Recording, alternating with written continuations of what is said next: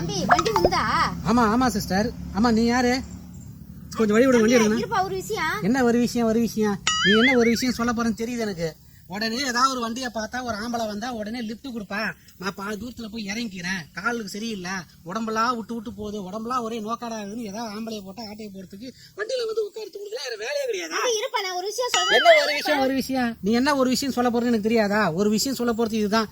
யாராவது ஒருத்தர் ஏமாறி போனா உடனே அவன் வண்டியில எடுத்துட்டு விட்டுருவானா அப்படின்னு பாக்குறது. அதுலயும் கரெக்டா ஸ்ட்ரிக்டா போற ஆளுங்களை வந்து கேட்கறதே கிடையாது. நிப்பாட்டினீங்க என்ன மாதிரி குழந்தைத்தனமா இழிச்சவாய் மாதிரி இருக்கிற ஆண்களை பார்த்து உடனே வண்டி கொடுப்பா, நான் கொஞ்சம் போனா பின்னாடி உட்கார வச்சுக்கப்பா.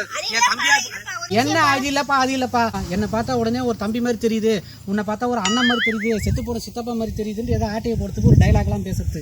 இந்த டைலாக பார்த்து ஏமாறாலாம் நான் கிடையாது. நீ நடந்தே போ அப்படின்னா ஏதோ ஆட்டோ வரும், ஷேர் ஆட்டோ வரும், அதுவும் இல்லையா ஏதோ டாக்ஸி. இல்லப்பா நான் ஒரு விஷயம் சொல்றேன், கொஞ்ச நேரம் இருப்பா. என்ன ஒரு விஷயம்? இதுதான் சொல்ல போறேன். ஷேர் ஆட்டோ வரும், இல்ல லாரி வரும், இல்ல ஏதாவது ஒண்ணு வரும் அப்படின்னா நடந்தே கூட பொடிக்கடியா போய் சேருமா. என்னால லிப்ட்லாம் கொடுக்க முடியாது தாய். வண்டியில வந்து ஏகப்பட்ட பிரச்சனை இருக்குது. பெட்ரோல் வேற கம்மியா இருக்குது. அது மட்டும் இல்ல டயர்ல காத்தும் கம்மியாகுது. பெரிய தப்பு என்ன தெரியுமா உங்க மேலாம்? உங்க வீட்டுல இருக்கிற ஆளுங்கெல்லாம் கூட்டின்னு வந்து உடத்து கிடையாது, அவங்கள வீட்டு வேலைக்கு அமைச்சிருது, அவர் தோட்ட வேலைக்கு போறாரு அப்படின்னு இருக்கு. ஆனா எங்களை மாதிரி ஒரு ஆம்பளைங்க போனா அவங்க வேலையை பொழப்பை கெடுக்கிறதுக்கு வண்டியை நிப்பாட்டி லிப்ட் கொடுங்கன்னு இருக்கு. இந்த மாதிரி முதல்ல பொம்பளைங்க கேட்கறது முதல்ல நிப்பாட்டுங்கம்மா முதல்ல.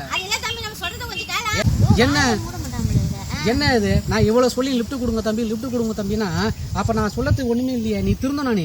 நான் உன்னை தங்கச்சி மாதிரி நினைச்சு சொல்றேன். உன்னோட இந்த கெட்ட பழக்கத்தை நிப்பாட்டிக்கோ. வீட்டுல இருந்து 4 ஆளை கூட்டு வந்து வண்டியில ஏறி போறத பாரு, இல்ல நடந்தே கூட போறத பாரு. என்ன மாதிரி ஆளுங்களை டிஸ்டர்ப் பண்ணக்கூடாது. நீ முதல்ல திருந்த பாரு.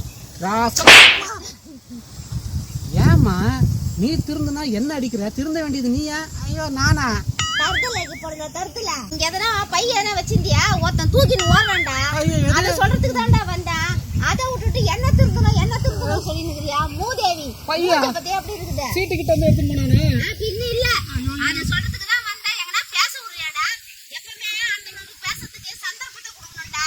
நாமளே பேசிட்டு இருக்க கூடாது. அதுல என்னடா வச்சிருந்தா தூக்கின்னு ஓடுறானா? ஐயோ அக்கா, இப்பதான் பேங்க்ல இருந்து 10,000 எடுத்தாந்து சீட்டு கீழே வச்சுட்டு உச்சா வருதுன்னு ஓரமா போய் அடிச்சுட்டு வரதுக்காக போனேன். எந்த கேடு கட்டோட வந்து என் காசை ஆட்டையை போட்டு போயிருக்காரா? ஐயோ தகச்ச, இதை முன்னாடியே சொல்லிருக்காங்க தகச்சிரியே. அதுதான் சொல்ல வேண்டாம். போண்டாவையா 10,000 ரூபாய் ஆட்டையை போட்டு போட்டானா? போ, உன்ன மாதிரி ஆளுங்களுக்கு எல்லாம் அப்படிதான் நடக்கணும். வாயடா இது வாய. எப்ப 10,000 ரூபாய் போச்சு. பேச்சு போய் அவனை நான் போய் அவன் இருக்கான தேடி கண்டுபிடிக்கிறேன். அவன் எங்க இருக்க போறான்? நான் வந்த நேரத்துக்கு சொல்லியிருந்தா கூட இந்நேரம் போய் பார்த்திருக்கலாம். அவன் இந்நேரம் வந்த வாசி வரைக்கும் ஓடி இருப்பானாடா மூதேவி. மூஞ்ச பத்தியா?